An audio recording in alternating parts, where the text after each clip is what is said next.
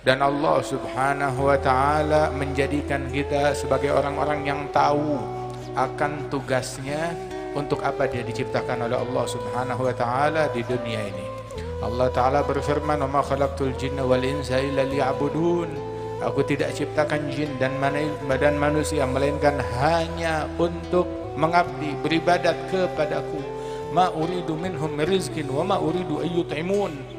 Aku tidak menginginkan rezeki dari mereka dan tidak menginginkan makanan dari mereka. Tetapi Allah Ta'ala menuntut kita untuk ibadat, mengabdi kepada Allah, bukan karena Allah butuh kepada ibadat kita, tetapi karena kita yang butuh untuk beribadat dan mengabdi kepada Allah Ta'ala. Kita Ahlus Sunnah wal Jamaah, kita umat Islam, kita berkeyakinan ketaatan kita tidak menguntungkan Allah. Ketaatan kita, sholat kita, puasa kita, ibadat kita tidak menguntungkan Allah, tidak memberikan manfaat kepada Allah, tetapi memberikan manfaat kepada kita, balik kepada kita manfaatnya.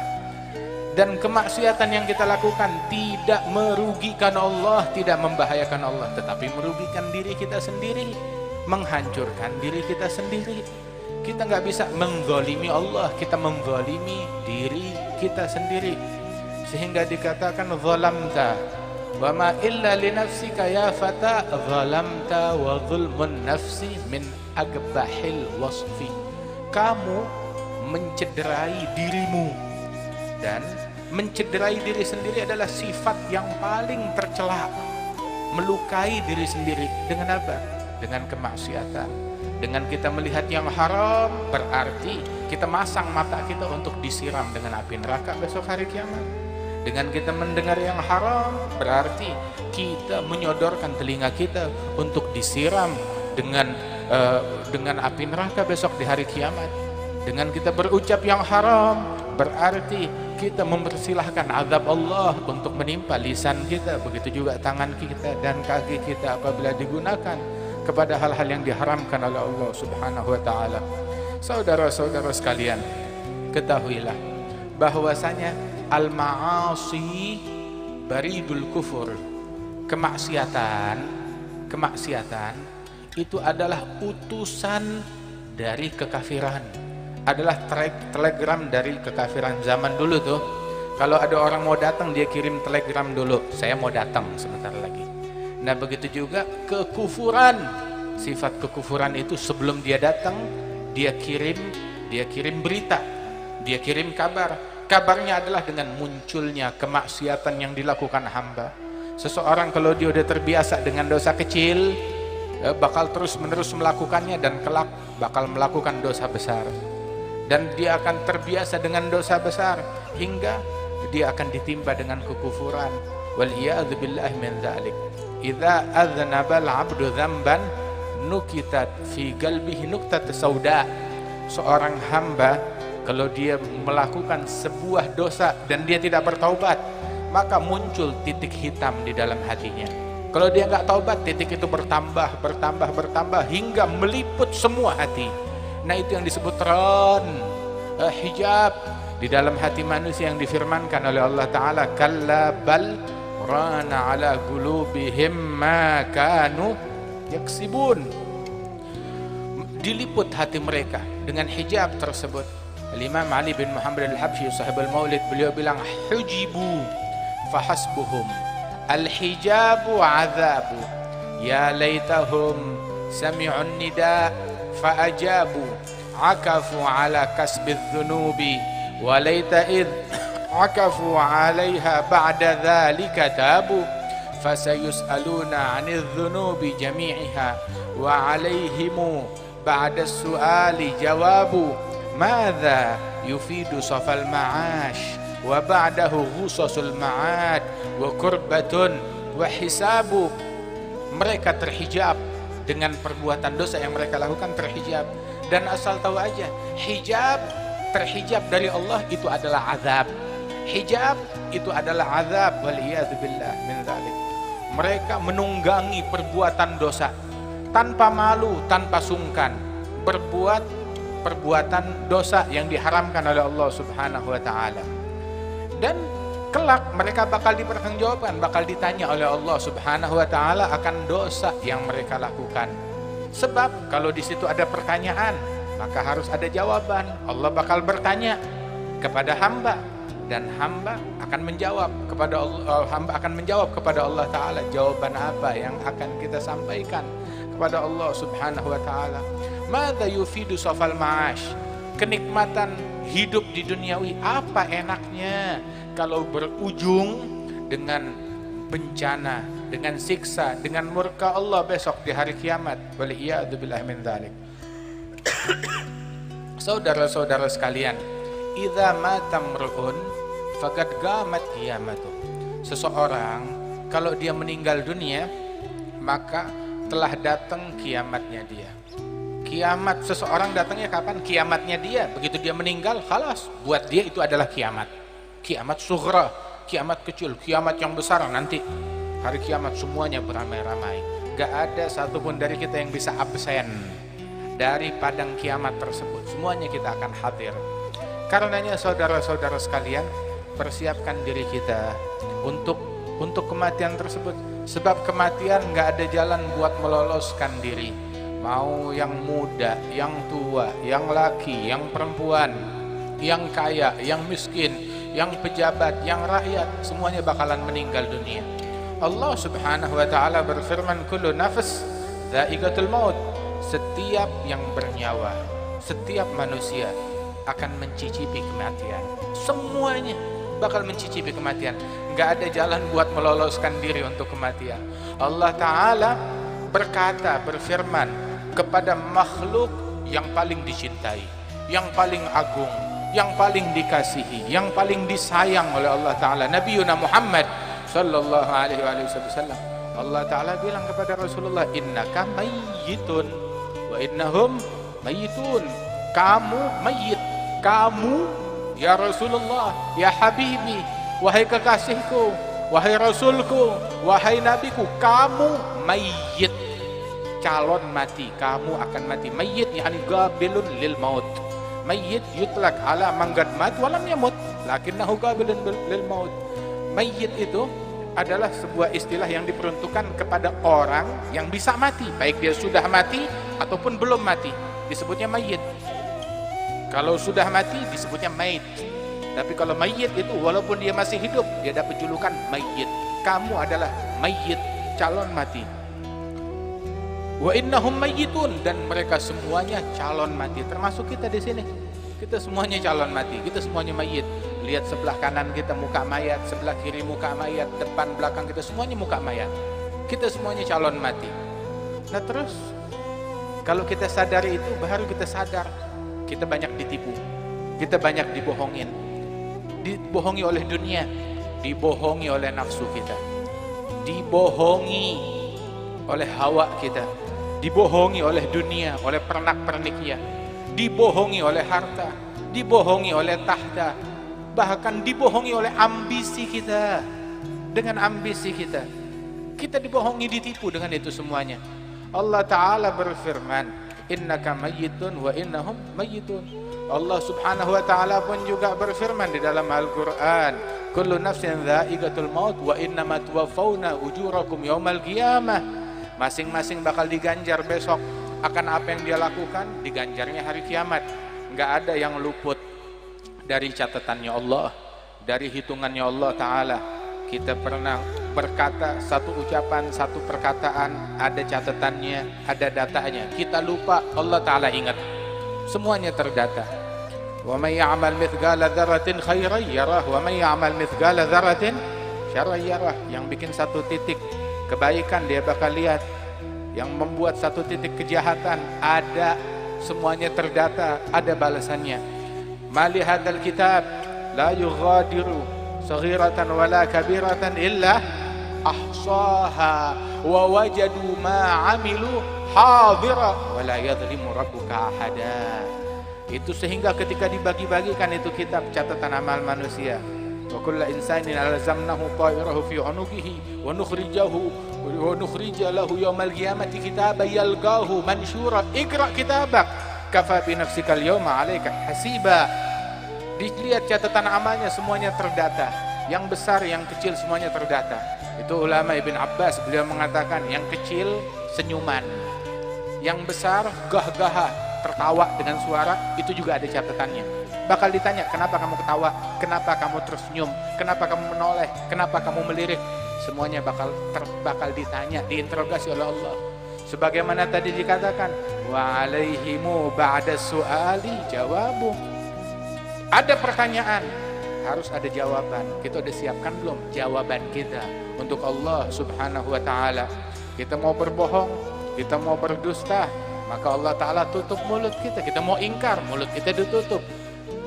Anggota tubuh yang kita pakai untuk maksiat itu yang bakal menjadi saksi kita besok di hari kiamat. Al-yawma nakhtimu ala afwahihim wa tukallimuna aydihim wa tashhadu arjuluhum bima kanu yaksibun. Ini hari mulutnya kita stempel, kita tutup. Yang mau ingkar dengan apa yang dulu dia lakukan, ditutup tuh mulut. Tangan yang bicara, kaki yang bicara, kulit yang berbicara. Galu li juludihim lima syahidtum alaina. Berkata itu manusia kepada kulitnya, kenapa kamu menjadi saksi, memberikan kesaksian yang bakal memberatkan kita, menjerumuskan kita semua di neraka. Maka kulit itu berkata, antaganallahu alladzi antaga kulla syai'. Yang bikin kita ngomong Allah yang mampu membuat bicara segala sesuatu. Allah mampu membuat ini daging yang dalam mulut kita nih, lidah mampu berbicara. Allah Ta'ala mengizinkan lidah berbicara, dia berbicara.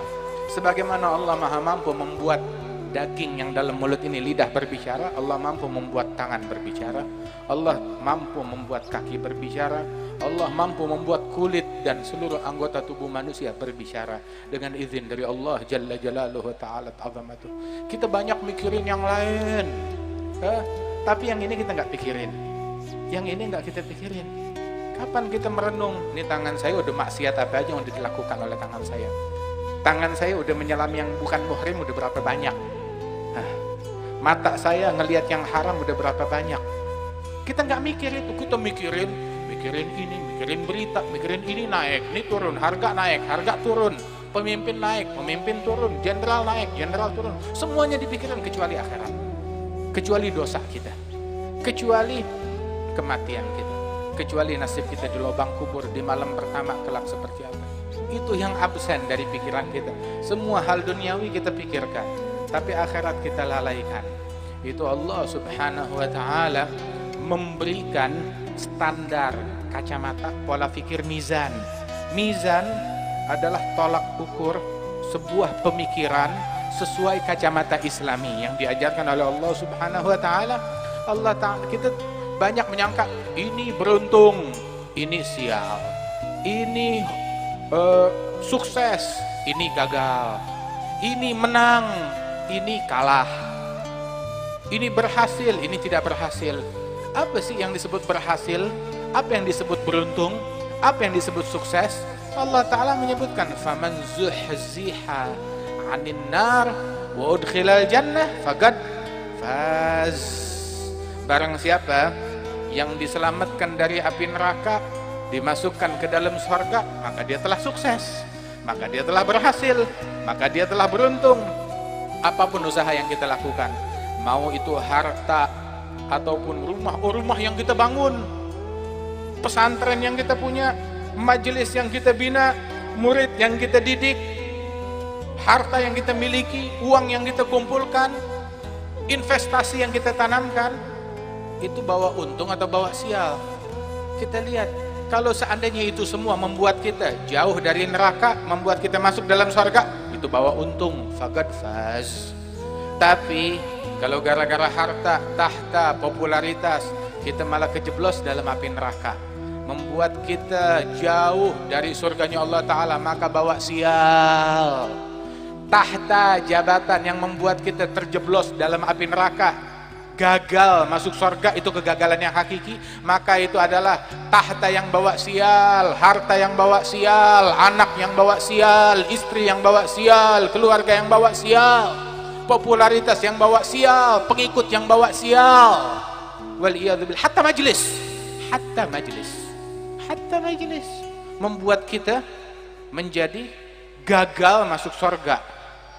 terjeblos dalam neraka, bawa sial, waliyadzubillah min dzalik. Majelis kayak gini nggak diadakan melainkan dengan niat salihah, yakni mengevakuasi manusia sebanyak-banyaknya dari api neraka, memasukkan orang sebanyak-banyaknya ke dalam surganya Allah Subhanahu wa taala. Itu yang bawa keuntungan. Kalau seandainya ini semua yang kita lakukan membuat kita meraih ridhonya Allah Subhanahu wa taala, membuat kita dapat tempat di dalam hatinya Rasulullah, wallah ada keberuntungan yang hakiki. Kalau tidak maka itu adalah kegagalan, waliyadzubillah min dzalik. Wa mal hayatud dunya illa mata'ul ghurur. Terus apa yang diributin orang? Apa yang digembar-gemborkan orang? Apa yang membuat manusia menjadi heboh, membuat manusia jadi gaduh, membuat manusia jadi rusuh? Apa? Mata'ul ghurur. Pernak-pernik yang bikin orang, yang menipu manusia dari Allah, menipu manusia dari khusyuk, menipu manusia dari kelezatan sujud, menipu manusia dari kelezatan jawfil lail. Itu para wali-wali terdahulu mereka mengatakan, lau ya'lamu al-umara ma wajadna fi jawfil lail minan ni'am wal ladzah lajaladuna 'alaiha. Kalau seandainya para raja-raja mengetahui kelezatan yang kita rasakan saat kita tahajud, maka mereka akan menyiksa kita untuk merebut ini nikmat yang kita punya. Kalau bisa, cuma nggak bisa. Tidak bisa. Min ladzatin la tukayyaf wa la tusawwar bil afham gadzagaha man anaha wa ham fiha alladhi ham faza wa taba al mukhiffun wa nahna arbab al atham nabni wa nahdim binana wa muntaha amri nahdam bis-sawf was-sawf taswif tambil layali wal ayyam ayyamana qad taqaddat ala tamani wal awham wa kullu atin qaribun wal afiyah ba'da haskam. Itu disebutkan bahwasanya dalam qiyamul lail, dalam tahajud, kelezatan yang enggak bisa diungkapkan dengan akal manusia, kenikmatan yang enggak bisa diungkapkan oleh akal manusia. Demikian indah, demikian nikmat. Itu Sayyidina Junaid bilang, saya merasakan pahitnya qiyamul lail 20 tahun. Setelah 20 tahun baru saya merasakan kelezatannya selama 20 tahun hingga saat ini, kata beliau. Setelah perjuangan, mujahadah, mengekang hawa nafsunya. Sehingga orang-orang tersebut, Al-Imam Al-Hasanul Basri bilang, saya ketemu dengan generasi di atas saya. Itu kalau malam baca satu ayat Al-Quran dalam sholat mereka, dalam tahajud, diulang-ulang sampai subuh. Diulang-ulang itu ayat sampai subuh, diulang-ulang. Begitu paginya kelihatan matanya bengkak, banyak nangis. Semalam tahajud baca satu ayat, sampai besokan harinya kelihatan bekas tahajud baca satu ayat. Tapi saya ketemu generasi sekarang, malam dia baca Al-Quran sebanyak-banyaknya, pagi nggak kelihatan bekasnya. Nipu lagi, bohong lagi, mencaci maki lagi, keluar kata-kata kotor, nggak ada bekasnya Al-Quran yang dia baca. Syukur kalau masih dibaca, boro-boro kagak dibaca, lebih sibuk sama koran daripada Quran, lebih perhatian dengan koron daripada Quran. Waliyadzubillah min dzalik. Nah saudara-saudara sekalian, jangan sampai nih kehidupan duniawi membuat kita tertipu lalai dari tugas kita yang semestinya kepada Allah Jalla Jalaluhu wa Ta'ala ta'zamatuh. Itu Rasulullah sallallahu alaihi wasallam itu beliau bilang, aktsiru min dzikri hadzimil ladzat, perbanyak mengingat kematian. Beliau juga bilang bahwasanya fa innahu la yuzkaru fi qalilin illa katsarah wa la yuzkaru fi katsirin illa gallalah. Tidaklah kematian diingat, banyak diingat dalam sesuatu yang sedikit, melainkan menjadi banyak. Dalam amal ibadat yang sedikit, kalau kita ingat kematian, tuh amal ibadat jadi terpacu untuk diperbanyak. Dan tidaklah kematian diingat dalam cinta duniawi yang banyak, cinta tahta, cinta harta, ambisi yang banyak, cita-cita yang banyak. Kalau dibanyak ingat kematian, melainkan menjadi sedikit, menjadi berkurang. Rasulullah bilang di dalam hadis, minasyaqa arba'ah, tanda sial itu ada 4. Orang punya 1 sial, apalagi punya 4-4-nya. Siapa gerangan yang selamat dari 4-4-nya? Siapa yang selamat dari 1 aja sedikit banget? Barang langka, manusia langka. 4 tanda kesialan. Satu aja sial, apalagi 4-4-nya. Apa? Al-hirs, rakus akan harta, rakus akan tahta. Al-hirs, rakus, tamak, rakus akan harta, rakus akan tahta. Hadal hirs. Wa jumudul ain, mata yang kering, mata yang enggak kenal tangisan untuk Allah, enggak kenal tangisan kalau zikir, enggak kenal tangisan kalau tahajud, enggak mengenal tangisan apabila qiyamul lail, apabila baca Al-Qur'an, enggak kenal tangisan untuk sujud. Kita udah berapa lama mata kita enggak menangis tatkala kita sujud? Udah berapa lama? Kapan terakhir kita menangis saat membaca Al-Qur'an?